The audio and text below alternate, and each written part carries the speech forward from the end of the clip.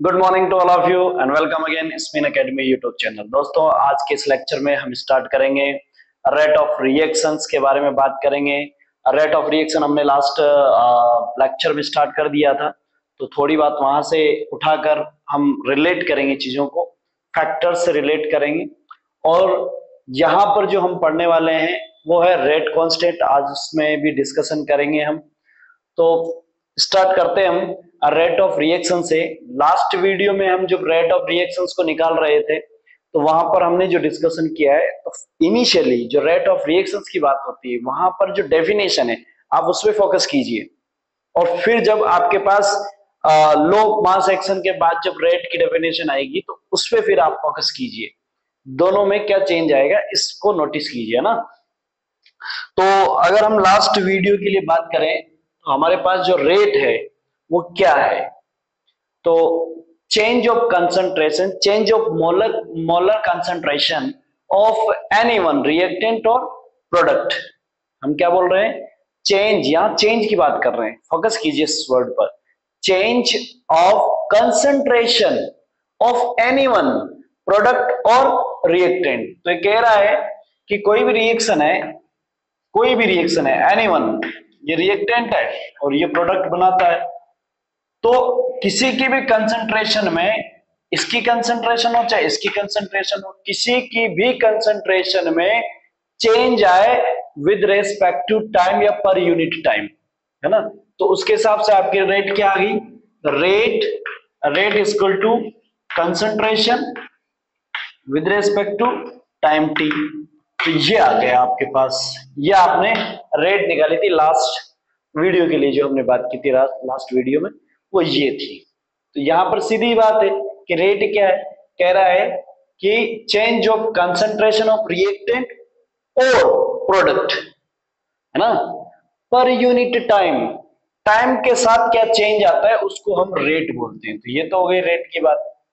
फिर इसमें हमने बातें की है, तो वहां पर चलते चलते अब हम बात करते हैं इसके फैक्टर्स पर। फैक्टर्स से बात करने से पहले इस पे इस लाइन पे फोकस रखना, इस लाइन पे फोकस रखना। हम बात करेंगे आगे। फैक्टर्स पे बात करने से पहले हम मास एक्शन पे बात कर लेते हैं, है ना, मास एक्शन पे बात कर लेते हैं। लो मास एक्शन, जरा मैं लो मास एक्शन को इधर लेके आ रहा हूं, ठीक है? क्या आपके पास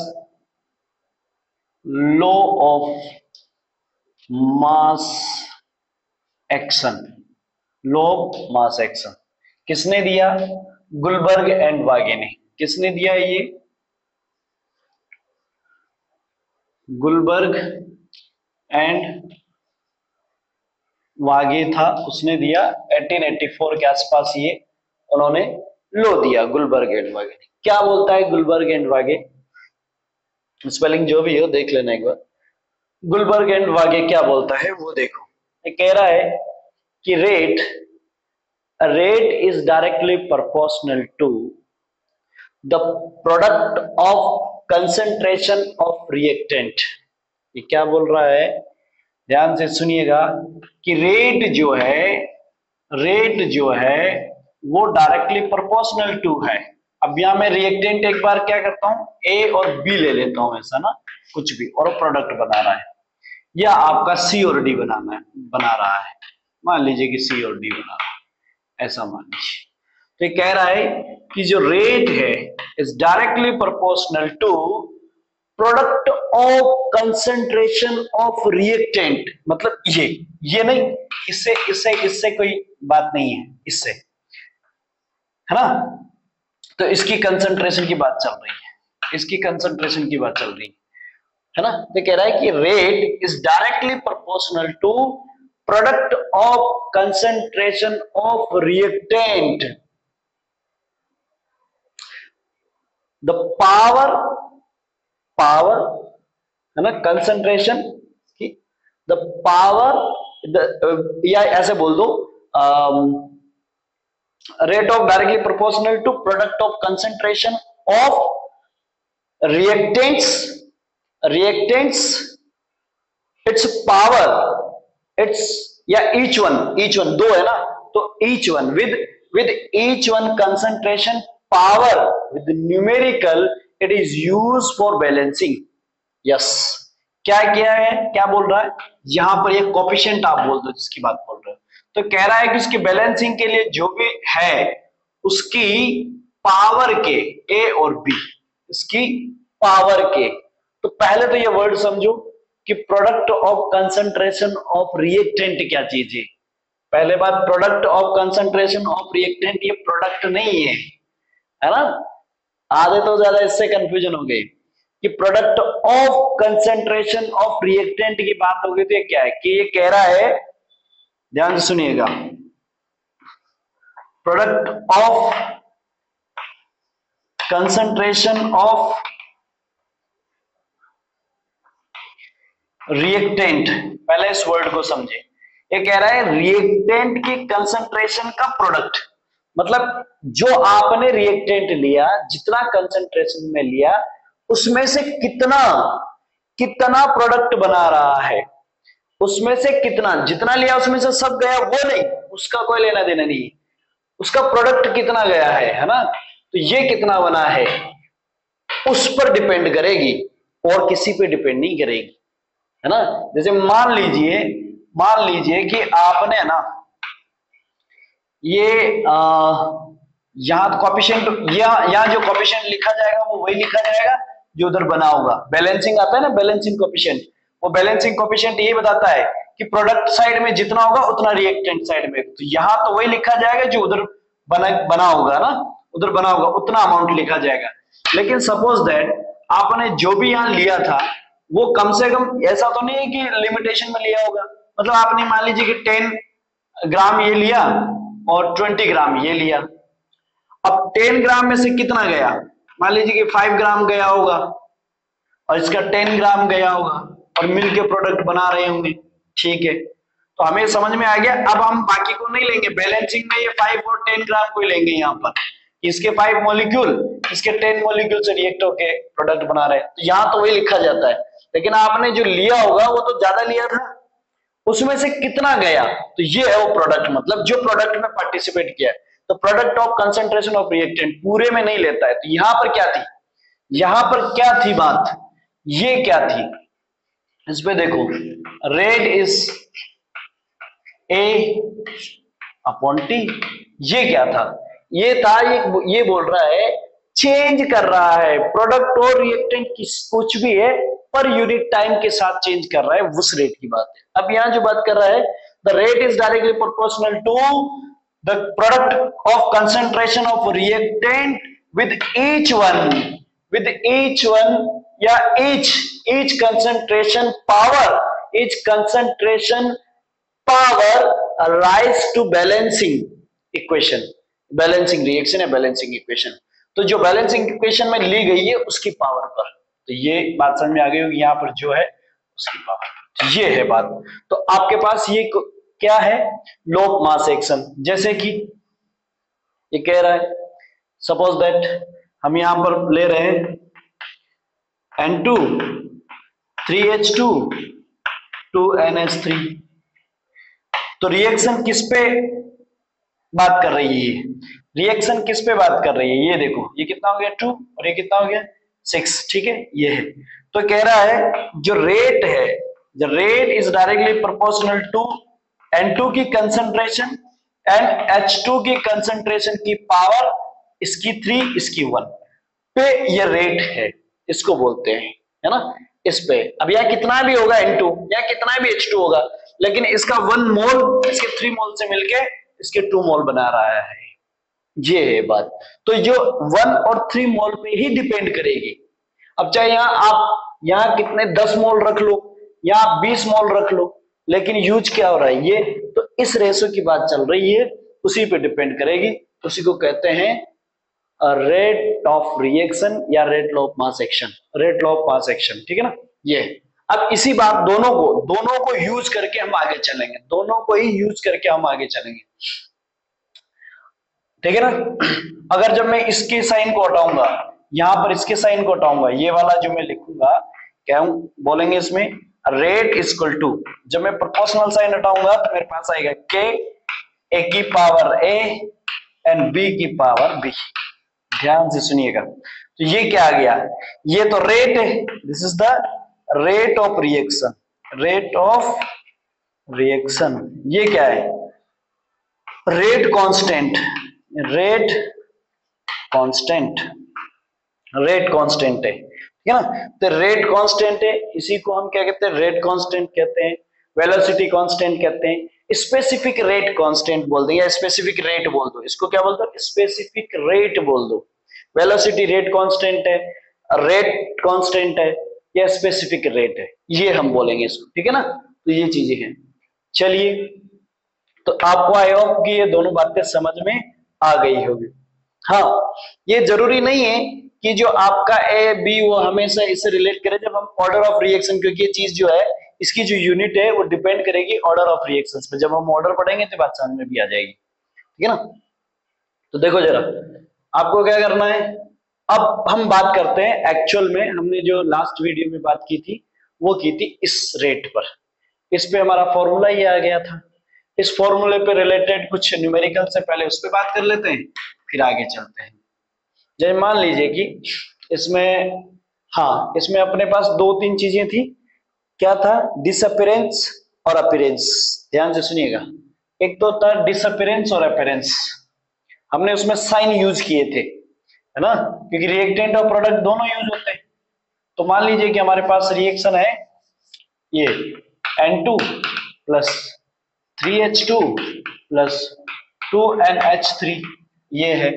तो इसमें हम क्या बात करेंगे, इसमें क्या बात करेंगे, इसमें हमें रेट लिखनी है इसकी, ये लास्ट वीडियो वाली रेट लिख रहा हूं मैं, ये वाली यूज नहीं कर रहा हूं, लॉ ऑफ एक्शन वाली बात नहीं कर रहा हूं मैं ना, मास एक्शन वाली बात नहीं कर रहा हूं मैं, यहां पर इसकी बात कर रहा हूं, rate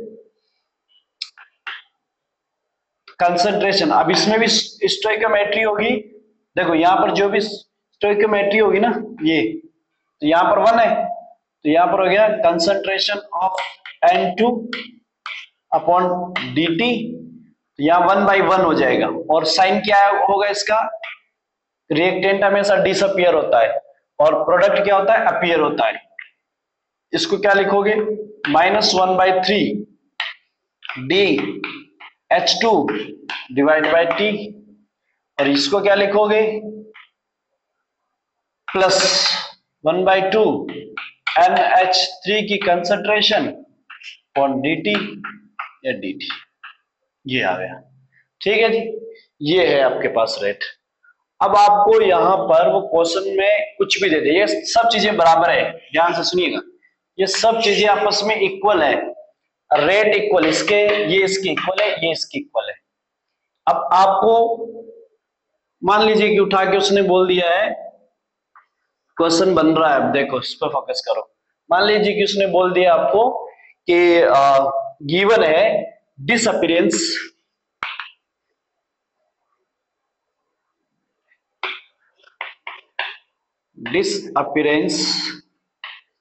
of N2, disappearance of N2 is 2 into 10 to power 2, 2 into 10 to power 2, है ना, मोल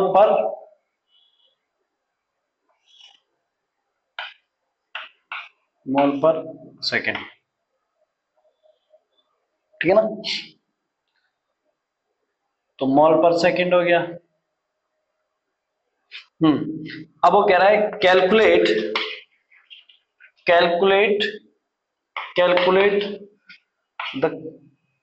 कैलकुलेट द या disappearance of H2 एंड, मैं दोनों ही करवा देता हूं,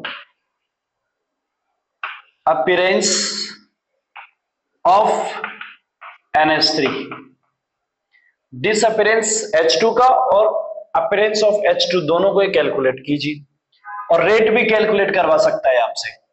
तो हम जानते हैं कि उसने N2 का दिया है ना, ये रहा N2 का दिया है डिसअपीयरेंस, और ये रहा डिसअपीयरेंस, ये भी डिसअपियरेंस होगा, ये अपीयरेंस है। तो ये क्या हो गया, इसका वैल्यू दिया हुआ है तो क्या है डी N2 अपॉन dt, तो ये डिसअपियरेंस है ना, डिसअपियरेंस इक्वल टू कितना है 1/3 H2 डिवाइड बाई T, ये है। अब देखो जरा, इसकी वैल्यू गिवन है आपको, किसकी वैल्यू, इसकी वैल्यू गिवन है और इसकी कैलकुलेट करनी है। तो आपको क्या करना है, इस 3 को इधर भेज देना है। तो मैं इसको ऐसे लिख दूं DH2 जिसकी गिवन कैलकुलेट करनी है, मैं उसको इधर ले आता हूं और ये इधर आएगी तो इसकी इधर ऊपर आएगी ना वैल्यूज, 3 किधर आएगा, इधर 1 नीचे जाएगा, 3D N2 अपॉन T। तो इसकी वैल्यू गिवन है ही, तो कैलकुलेट कर लो फटाक से, क्या हो जाएगा 3 इंटू क्या वैल्यू है 2 इंटू 10⁻², ठीक है ना। तो क्या हो जाएगी ये 6 इंटू 10⁻² वैल्यूज आ जाएगी इसकी। बोलो समझ में आया नहीं आया, आ गया। हाँ यूनिट क्या रहेगी, तो यूनिट तो मोल पर लीटर, ये इसकी कंसंट्रेशन की होती है मोल पर लीटर, मोल पर लीटर सेकेंड इनवर्स, तो इनकी भी यही हो जाएगी मोल पर लीटर सेकेंड इनवर्स, तो इसकी भी हो जाएगी मोल मोल पर लीटर सेकेंड इनवर्स। ये लो, ये सारी बात हो गई आपके पास। अब इसी तरह से आपको बेटा इसका अपीयरेंस निकालना है, किसका, इसका, है ना। इसका अपीयरेंस निकालोगे तो क्या आ जाएगा, ये देख लो इसी की तरह होगा, इसके इक्वल ले लेंगे, इसके इक्वल ले लेंगे तो यहाँ पर 1/2 आ जाएगा, NH3 आ जाएगा, 2 इधर चला जाएगा, तो इसके साथ कौन आ जाएगा 2, यानी कि 2 को 2 से मल्टीप्लाई करेंगे तो वैल्यू कितनी आ जाएगी 4 इंटू 10⁻², 4 इंटू 10⁻²। बोलो ये बात समझ में आई नहीं आई, नहीं आई होगी कहीं को, तो मैं फिर से लिख देता हूं, देखो जरा, दी हुई है DN2 की कंसंट्रेशन अपॉन D2, क्योंकि गिवन है इसीलिए इसी के साथ रखेंगे, और 1/2 NH3 डिवाइड बाई T। ये साइन वाइन किसी काम नहीं आता, साइन ये काम बताता है कि डिसअपियरेंस अपीयरेंस बन रहा है, घट रहा है, क्या हो रहा है, ये बताने के लिए, ठीक है। तो इसको इधर भेज दूं तो हो जाएगा मेरे पास NH3 dt इक्वल टू, ये इधर गया तो 2D N2 dt, और ये इससे मल्टीप्लाई होगा तो क्या होगा 2 इंटू इसकी वैल्यू क्या है 2 इंटू 10⁻², तो हो जाएगा 4 इंटू 10⁻²। आई होप कि आपके बात समझ आ गई होगी, ठीक है। तो इस तरह से न्यूमेरिकल बनेंगे, इस तरह से आप कैलकुलेट करोगे और इन सबके रेट कैलकुलेट करोगे, रेट तो रेट इक्वल ही आएगी, रेट इक्वल ही आएगी। तो आई होप कि ये बात आपको समझ आ गई होगी।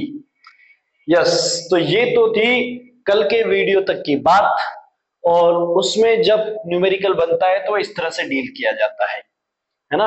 आपको डिसअपियरेंस दे के अपीयरेंस पूछ लेगा, अपीयरेंस की वैल्यू दे के डिसअपियरेंस पूछ ले, डिसअपियरेंस की वैल्यू दे के अपीयरेंस पूछ ले, हो सकता है वो रेट पूछ लेगा आपसे।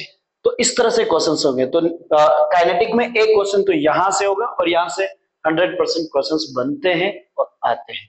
क्वेश्चन सिर्फ यही होते हैं, सब इक्वल होते हैं इस तरह से, और किसी एक के अगर इसकी दे देगा, इसकी दे देगा और इसकी पूछेगा तो ये तो 3/, यही रहेगा। यहाँ जो वैल्यू देगा उससे मल्टीप्लाई कर दो, है ना, उससे मल्टीप्लाई कर दो, बस आ जाएगी वो, ठीक है ना। ये ऐसे अगर इसके साथ निकालनी होती तो 2 को इधर भेज देते, इसकी वैल्यू पुट कर देते तो आ जाते, तो 2/3 हो जाता और कैलकुलेट करके निकाल लेते। इस तरह से सोल्व करेंगे चीजों को हम। आई होप कि आपको ये बात समझ आ गई होगी। अब इसके बाद जब आपकी रेट क्लियर हो चुकी है तो इसके बाद हमें पढ़ने हैं इफेक्ट्स, कंसंट्रेशन इफेक्ट्स, वहीं पे फिर हमारा लॉ ऑफ मास एक्शन आता है, ठीक है जी। तो चलिए इसको रफ कर देते हैं। चलिए अब बात कर लेते हैं, देखो इफेक्ट्स है ना।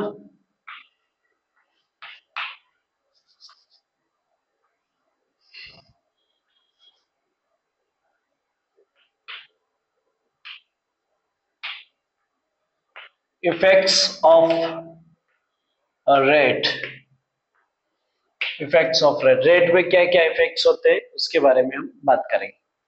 चलिए फर्स्ट आ जाइए, कंसंट्रेशन। कंसंट्रेशन का क्या इफेक्ट होगा, ये रेट के डायरेक्टली प्रोपोर्शनल है। कंसंट्रेशन क्या है, रेट के डायरेक्टली प्रोपोर्शनल है। तो जब रेट के डायरेक्टली प्रोपोर्शनल है, ये तो आपको यहाँ फॉर्मूले से भी दिख रहा होगा, यहाँ पे भी दिख रहा होगा, या फिर ये वाली बात करो तब यहां से भी दिख रहा है ना, यहां से भी तो है dt। तो कंसंट्रेशन के क्या है, directly proportional. Directly proportional to है तो क्या है, कंसंट्रेशन बढ़ाओगे तो क्या होगी, रेट भी बढ़ेगी। यस, तो यहां पर ये बात समझ गए होंगे कि कंसंट्रेशन में है तो वो कंसंट्रेशन के डायरेक्टली प्रोपोर्शनल है। Rate is directly proportional to concentration. इसका मतलब we increases the rate, sorry we increases the concentration, the concentration of reactant, we increases the concentration of reactant, then the rate of reactions will be increases। हम क्या कर रहे हैं, किसकी, यहाँ पे भी हम कंसंट्रेशन R कर देते हैं ताकि आपका क्लियर हो जाए ना। if we increases the concentration of reactant, then the rate of reaction will be increases। Number 2, हाँ यहीं पे मास एक्शन पे ये बात आ जाती है, लो मास एक्शन। तो लो मास एक्शन की कंसंट्रेशन की बात चलती है, तो वहीं पे हमने लो मास एक्शन की बातें कर ली, वो ये होगी, है ना। फिर दोनों को मिक्स करेंगे, इस फॉर्मूले को और इस फॉर्मूले को मिक्स करके आगे बढ़ेंगे। चलिए सेकंड पे आ जाइए, nature, nature of reactants. Reactants, reactants के नेचर पे भी डिपेंड करेंगे। कुछ रिएक्टेंट्स जो है फास्टली रिएक्ट करते हैं, कुछ रिएक्टेंट जो है स्लोली रिएक्ट करते हैं। तो उससे क्या होता है, जो फास्टली के रेट ऑफ रिएक्शन बढ़ेगी, स्लोली करेंगे तो रेट ऑफ रिएक्शन स्लो होगी, है ना। ये क्यों होता है, क्योंकि in a reaction old bond break and new bond form. तो ओल्ड बॉन्ड कैसे हैं उस पर डिपेंड होगी ये बात, न्यू बॉन्ड फॉर्म हो रहे उस पर भी डिपेंड होगी। ओल्ड बॉन्ड कितने स्ट्रॉन्ग है तो उसमें अगर एनर्जी लग रही है तो हो सकता है मे भी रेट स्लो हो, ठीक है। वीक है तो हो सकता है जल्दी रिएक्ट हो, फास्ट रिएक्ट हो तो उसकी रेट ज्यादा फास्ट होगी, है ना। तो ये है, तो वैसे नेचर पे डिपेंड करता है। चलिए थर्ड पे आ जाइए, effect of temperature. Effect of temperature, effect of temperature, ये टाइम है प्लीज, ये टाइम है, टेम्परेचर नहीं है। बाद में पता लगे यहाँ पे भी टी है वहां पे भी टी है तो तुम टी से ये सोचने लग जाओ कि सर ये तो इनवर्सली प्रोपोर्शनल है। नहीं है भाई, वो टाइम है, ठीक है, ये टेम्परेचर है। टेम्परेचर के साथ क्या होता है, और मोस्टली आप लोग जानते हो टेम्परेचर के साथ क्या होता है। क्या होता है, हम टेम्परेचर इंक्रीज करते हैं तो रेट ऑफ रिएक्शन भी इंक्रीज होता है। भैया आपने टी है वो बना रहे हो तो आप उठा के क्या कीजिए कि टी बना रहे हो उसमें सब कुछ मिक्स कर दिया आपने, जो रिएक्टेंट्स डालने थे मिल्क शुगर टी लीव्स वगैरह सब जो डालने थे आप बाहर रख दीजिए। रिएक्शन होगी लेकिन स्लो होगी, कलर चेंज आएगा उसमें। सन की जो रेज आ रही है उन पे रख दीजिए, धूप पे रख दीजिए बाहर, तो उससे क्या होगा, रिएक्ट तो करेगी लेकिन रिएक्शन क्या होगी, स्लो होगी। फिर आपने उसको हीट दिया तो रिएक्शन क्या हो जाएगी, फास्ट हो जाएगी, जल्दी आपको क्या मिल जाएगा, प्रोडक्ट। तो रेट ऑफ रिएक्शन क्या होगी, फास्ट होगी, वरना 2 दिन तक लेके बैठे रहते हैं कि नहीं। यस, तो effect of temperature, effect of temperature क्या है, रेट को फास्ट करता है ना। तो ये डायरेक्टली प्रोपोर्शनल है, ये क्या है, डायरेक्टली प्रोपोर्शनल है, ठीक है ना, डायरेक्टली प्रोपोर्शनल टू टेम्परेचर। ये बढ़ेगा तो ये भी बढ़ेगा, ये घटेगा तो ये भी घटेगा। चलिए आ जाइए, कैटलिस्ट, कैटलिस्ट, हाँ कैटलिस्ट। देखो कैटलिस्ट की बात करें तो कैटलिस्ट जो है रेट ऑफ रिएक्शन को मे बी फास्ट और स्लो कुछ भी कर सकते हैं। तो हम सीधा सीधा ये बोलेंगे the catalyst change the reaction, reaction की रेट को change the rate of reaction, change the rate of reaction. तो आपके पास जो कैटलिस्ट है ना वो रिएक्शन की रेट को चेंज कर देंगे। क्या कर देंगे? चेंज कर देंगे। पर हम ऐसा कैटलिस्ट क्यों लेंगे जो रेट को स्लो कर देगा? आपको वर्क करना है, अगर तो किसी इंडस्ट्री पे वर्क करना है, कहीं पे काम करना है, तो आप क्या चाहते हो? प्रोडक्शन ज्यादा चाहते हो। तो ऐसा थोड़ी है कि आप ऐसे रिएक्शन करवा दो कि प्रोडक्शन धीरे हो, प्रोडक्शन फास्ट हो, है ना। आपके मान लीजिए कि यूरिया कंपनी में चले गए आप, यूरिया फॉर्मेशन हो रहा है, तो वहां पर क्या करोगे? या अमोनिया फॉर्मेशन हो रहा है, तो क्या करोगे? ऐसे कैटलिस्ट लोगे जो रिएक्शन फास्ट करे, प्रोडक्शन फास्ट हो, ताकि अमाउंट ज्यादा ज्यादा मिले। तो आपने जैसे यहाँ अमोनिया वाली बात बोली थी ना, ये तो यहाँ पर मोलिब्डेनम हम लेते हैं, है ना, यस, कैटलिस्ट की फॉर्म में। तो ये इसीलिए लेते हैं, है ना, इस तरह से लेते हैं, ये कैटलिस्ट यूज करते हैं। तो हम क्यों? क्योंकि वो क्या करता है, वो क्या करता है, जो आपके रेट यहां से यहां पे, पहले रिएक्शन यहां से यहां पे हो रही थी, और इसको क्या बोलते हैं? Activation energy. क्या बोलते हैं इसको? एक्टिवेशन, या ईए बोल देता हूं मैं, बाद में बात करेंगे। ईए, एक्टिवेशन एनर्जी। एक्टिवेशन एनर्जी मतलब उसको यहां से यहां आगे प्रोडक्ट में जाने के लिए यहां तक एक्टिव होने के लिए आना पड़ेगा, इसीलिए एक्टिवेशन एनर्जी बोलते हैं। तो एनर्जी ज्यादा देनी पड़ेगी। तो कैटलिस्ट अगर यूज किया तो कैटलिस्ट क्या कर देगा? इस पाथ को कम कर देगा।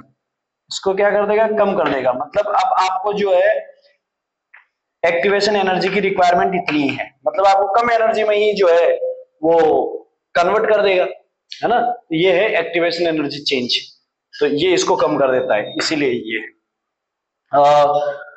फिफ्थ पे आपका जो है कुछ रेडिएशंस है ना, कुछ रेडिएशंस के डायरेक्टली प्रोपोर्शनल होती है। आप रेट ऑफ रिएक्शन में रेडिएशंस डाल दो, मतलब रिएक्शन के अंदर रेडिएशंस डाल दो, तो कुछ रिएक्शंस, स्पेसिफिक रिएक्शंस होती है जो रेट पे क्या करती है? डिपेंड करती है, और फास्टली वो रिएक्ट करती है। जैसे फ्री रेडिकल रिएक्शंस है, सनलाइट की प्रेजेंस में होती है, तो वो क्या होगी? सनलाइट डालोगे तो क्या होगी? रेडिएशन डाली तो क्या होगी? फास्ट हो जाएगी, है ना। इस तरह से रिएक्शंस है। तो आई होप कि आपको ये बात समझ में आ गई होगी, इफेक्ट समझ में आ गए होंगे, है ना, इफेक्ट समझ में आ गए होंगे। तो ये इफेक्ट्स के बाद अब हम बात करते हैं इस लो एक्शन पे जो हमने फॉर्मूला निकाला है, ये वाला, रेट के concentration of each one reactants. So देखिए, अब हम बात करते हैं इस पर। तो हमारे पास क्या कंडीशंस है, देखो जरा, ये है फॉर्मूला आपके पास, रेट इक्वल टू के, ए की जो भी कंसंट्रेशन है, या सॉरी पावर जो है वो है, उस पे बात कर रहे थे। बी भी लेना चाहो तो भी ले लो, हमारा रिएक्टेंट वन सिंगल रहेगा तो वन सिंगल रिएक्टेंट ले लो। दो आपने अगर बी लिया है तो ए और बी को लिख दो, ईच वन को लिख दो, उसमें कोई प्रॉब्लम नहीं है, ठीक है ना। ये है। तो हम इसको मिक्स करके आगे चलेंगे, लेकिन उससे पहले हमें जो बात करनी है वो इस पे करनी है। ये क्या चीज है? Rate constant. क्या है? रेट कांस्टेंट है ये, और रेट कांस्टेंट है तो इस रेट कांस्टेंट को हमें समझना होगा सबसे पहले। ये रेट कांस्टेंट क्या चीज होती है ना। अब जब रेट कांस्टेंट आपको निकालना है तो आप क्या करोगे? यहाँ पर रेट रेट कांस्टेंट है आपके पास, ये कंसंट्रेशन इधर ले आओगे, है ना। क्या हो गया? कंसंट्रेशन इधर ले आओगे। Rate equal to concentration of A and concentration of B, A और बी इक्वल टू क्या? ये हो गया आपका, ये हो गया, ये भी कंसंट्रेशन है। अब रेट का क्या होता है आपके पास? Concentration of A upon T time upon A and B, ये होता है, ठीक है ना। पुट करोगे तो टाइम नीचे आ जाएगा, टाइम नीचे आ जाएगा। एक्चुअल में जब आप यहां देखोगे, फोकस करोगे, तो आपके पास है ना, यहां पर चीजें डिपेंडेंसी के लिए क्या क्या रह गई है ना, ये क्या क्या रह गई है, ये वाली बात देखोगे। तो आपके पास अगर कंसंट्रेशन कंसंट्रेशन हटाओ तो चीजें पावर पे डिपेंड करती है। किस पे करती है? पावर पर डिपेंड करती है। यानी कि आपके यहां पर हम जब आगे बढ़ेंगे तो रेट कांस्टेंट है ना, वो ऑर्डर ऑफ रिएक्शन के अकॉर्डिंग चलेगा। किसके अकॉर्डिंग चलेगा? Order of reaction. और आप यहां देखोगे तो नीचे कंसंट्रेशन है, ऊपर कंसंट्रेशन है। क्या है? नीचे कंसंट्रेशन है, ये टाइम टी इधर आ जाने दो। आपका कंसंट्रेशन जो रहा होगा, ए रहा है तो ए भी आ जाएगा, बी भी आ जाएगा, यहाँ बी भी ले लो। तो इसीलिए मैं एक एक अकेला ले रहा हूं ताकि वो तुम्हें समझ आए, वरना तुम क्वेश्चन पुटअप नहीं करोगे कि सर बी किससे कटेगा। क्योंकि अगर बी लिया है तो भाई इस रेट में भी बी लिखना पड़ेगा ना, तो वो यहाँ लिख दोगे। नहीं लिया है तो नहीं लिखोगे। तो जैसे कि आप एक एक के साथ चलो, कि मान लीजिए कि मैंने यहाँ पे सिर्फ एक लिया है, एक रिएक्टेंट लिया है ना, वो है, और इधर भी मैंने ए रिएक्टेंट ले लिया है। अब उसको मैं जब रख रहा हूं, मेरी कंसंट्रेशन तो कट गई है, टी बचा है ना? तो सीधा सीधा सब पता लगा कि जो हमारा के है ना, के वो कंसंट्रेशन पे डिपेंड करता ही नहीं है। क्या है? आपका जो के है ना, वो कंसंट्रेशन पे डिपेंड नहीं कर रहा है। मैं ये समझाना चाह रहा हूं इससे, ये जो मैंने प्रोसीजर लिखा है इससे मैं ये समझाना चाह रहा हूं कि जो आपका के है ना, वो कंसंट्रेशन पे डिपेंड नहीं करता है, जबकि रेट रेट कंसंट्रेशन पे डिपेंड करता है। सबसे जो मेन क्वेश्चन है ना वो यही, और यहां से क्वेश्चन आता है, rate constant is does not depend on the concentration of reactant of product. किसी पे डिपेंड नहीं करता है, जबकि रेट ऑफ रिएक्शन डिपेंड करती है। Rate of reaction depend on the concentration of reactant. तो रेट मेरा समझाने का यही था कि आपके पास जो रेट कांस्टेंट है, रेट कांस्टेंट है, रेट कांस्टेंट है, वो तो डिपेंड नहीं करती है कंसंट्रेशन पे, और जबकि रेट जो है वो डिपेंड करती है कंसंट्रेशन पे, है ना? मेन पॉइंट यही है आपका यहाँ पर, है ना? मेन पॉइंट यही समझाना चाह रहा था मैं। चलिए, आई होप कि ये बात समझ में आ गई होगी आपको।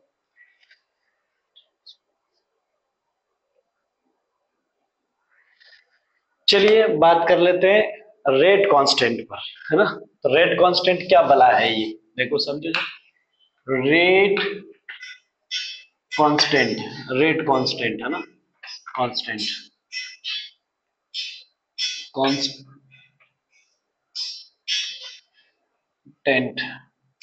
Constant, rate constant. देखो के, रेट कांस्टेंट के है आपके लिए। तो क्या है रेट कांस्टेंट के? रेट कांस्टेंट है क्या चीज? रेट कांस्टेंट है, एक्चुअल में जो रेट कांस्टेंट है, rate constant is measure the rate of reaction. मतलब रेट कांस्टेंट मेजर करेगी रेट ऑफ रिएक्शन को। कैसे पता लगाएंगे? ध्यान से सुनिएगा। If the value of rate constant is high then the rate of reaction faster. क्या बोला हमने? If the value of rate constant is high, then the rate of reaction is faster. If the value of rate constant is low या less, है ना, value is low, then the rate of reaction is slow. आई बात समझ में? तो ये इसने क्या कर दिया, मेजर किया कि नहीं किया? रेट को भी मेजर किया ना। फर्स्ट कंडीशन तो ये मेजरिंग हो गई, है ना? फर्स्ट तो क्या है, रेट कांस्टेंट क्या कर रही है? Rate constant major the rate of reaction, rate of reaction. First तो ये मेजर कर रही है। अगर के की वैल्यू ऑफ के, वैल्यू ऑफ के हाई है तो रेट ऑफ रिएक्शन क्या है? रेट ऑफ रिएक्शन क्या है? फास्टर है। और वैल्यू ऑफ के कम है, लो है, तो रेट ऑफ रिएक्शन क्या हो जाएगी? रेट ऑफ रिएक्शन क्या हो जाएगी? रेट ऑफ रिएक्शन स्लो हो जाएगी। यही चीज है।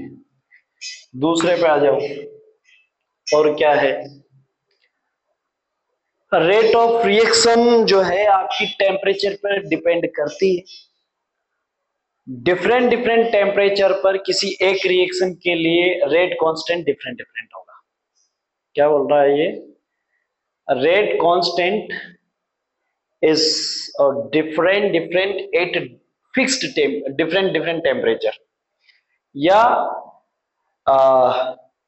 in a one reaction have a different rate constant at a fixed temperature, किसी फिक्स टेम्परेचर पर उसका रेट कांस्टेंट डिफरेंट होगा, फिक्स होगा या अलग होगा, ठीक है। Different rate of different reaction के लिए भी रेट कांस्टेंट डिफरेंट होगा, है ना। Different reactions have different rate constant. Temperature change किया तो रेट ऑफ रिएक्शन भी आपका चेंज हो गया है, तो टेम्परेचर पे तो ये डिपेंड कर रही है ना, डिपेंड कर रही है। रिएक्शन चेंज कर दी तो रिएक्शन के लिए भी चेंज हो गया, मतलब रिएक्टेंट चेंज है, डिफरेंट डिफरेंट रिएक्टेंट ले लिया आपने, एक के साथ एक रिएक्टेंट लिया तो रेट ऑफ रिएक्शन अलग आएगी, एक रिएक्टेंट के साथ दूसरा रिएक्टेंट और ले लिया तो आपकी जो रेट कांस्टेंट की वैल्यू जो है वो अलग आ जाएगी, है ना। रेट कांस्टेंट की आएगी, रेट की नहीं आएगी, रेट कांस्टेंट की बात कर रहे हैं हम अभी, जो बात कर रहे हैं टोटली रेट कांस्टेंट के लिए कर रहे हैं। Concentration, concentration it does not depend on the concentration, ये कंसंट्रेशन के लिए डिपेंड नहीं करती है, ठीक है। उसके आगे और आओ एक और पॉइंट पर, इसकी जो यूनिट क्या होगी, the rate constant unit is depend on the order of reaction.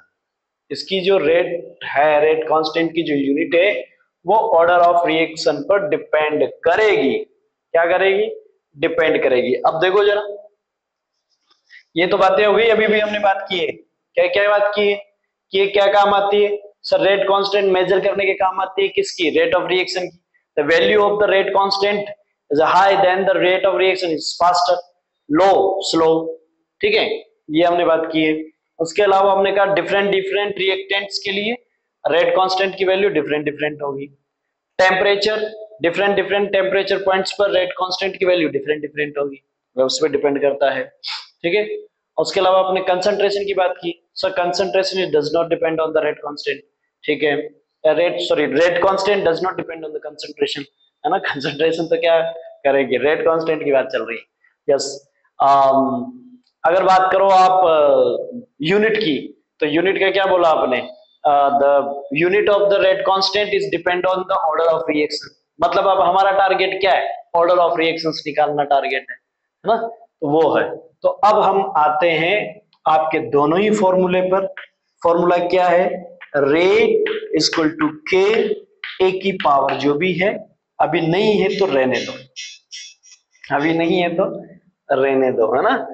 अभी पहले इसको समझो, जो भी पावर है रख देंगे, डोंट वरी। ये लीजिए एक्स रख दिया मैं, या एन रख दिया, एन रख दिया, पावर एन रख दिया, ठीक है ना।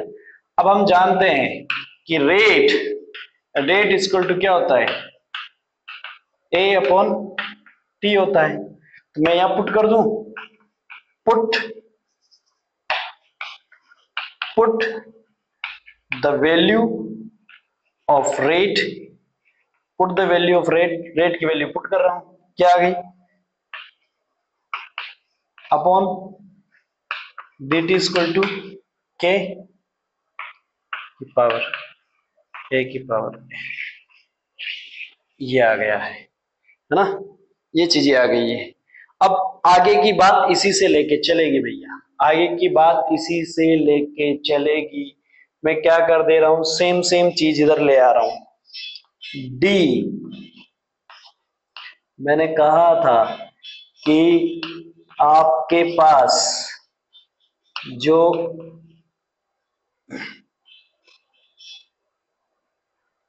ओके ये इधर, और के साथ कौन चला जाएगा, टी चला जाएगा, इसी के साथ चलेगी ये चीज, है ना, इसी के साथ चलेगी। अब आगे बढ़ाने के लिए अगर हमें चीजें निकालनी होगी, आगे बढ़ानी होगी, तो हम इंटीग्रेटेड रेट लॉ का यूज करेंगे। किसकी बात कर रहे हैं हम, इंटीग्रेशन करेंगे, क्योंकि हम चीजों में जो माइन्यूट चेंज आया है, इन कंसंट्रेशन में जो माइन्यूट चेंज आएगा उसको ऑब्जर्व करने के लिए हम क्या करेंगे, इंटीग्रेशन का यूज करेंगे, इसीलिए यहाँ पर इसके ऑर्डर ऑफ रिएक्शन को मेजर करने के लिए हम इंटीग्रेटेड रेट लॉ का यूज करते हैं। तो इस वैल्यू का हम इंटीग्रेशन कर देंगे, उधर इंटीग्रेशन मारेंगे, इधर इंटीग्रेशन मारेंगे और आगे सोल्व कर देंगे और हमारे पास वैल्यूज आ जाएगी। लेकिन हम इंटीग्रेशन सबके लिए करेंगे तो उसमें क्या क्या आएगा, वो डिपेंड करेगा कि आपकी पावर क्या रही होगी, डिपेंड करेगा कि आपकी पावर क्या रही होगी। n इक्वल टू 0 है, n इक्वल टू 1 है, 2 है, 3 है, 4 है और ये n इक्वल टू 1 0 3 4 ये है ऑर्डर ऑफ रिएक्शन, जिसे हम जिंदगी में कभी थ्योरेटिकली ऑब्जर्व नहीं कर सकते, इसे हम प्रैक्टिकली ही ऑब्जर्व कर सकते हैं। बात समझ में आ गई? अब नया और बवाल है, इस बवाल को हम खत्म करेंगे नेक्स्ट वीडियो में। नए वीडियो में हम इस चीज को आगे बढ़ाएंगे, कैसे होगा कैसे नहीं होगा, ऑर्डर ऑफ रिएक्शन क्या होगी, सारा डिस्कशन हम नेक्स्ट वीडियो में करने वाले हैं। ठीक है, हाँ यहाँ पर एक मॉलिक्यूलरिटी कंसेप्ट आता है, उसको भी समझ लेंगे, वो भी उसमें करेंगे। फिर उसके बाद हम एंटर कर रहे हैं ऑर्डर ऑफ रिएक्शन की तरफ, इंटीग्रेटेड रेट लो, first order, zero order, first order, second order, उससे आगे है नहीं अपने, फिर सूडो ऑर्डर की बात कर लेंगे और हम आगे बात करेंगे इसमें।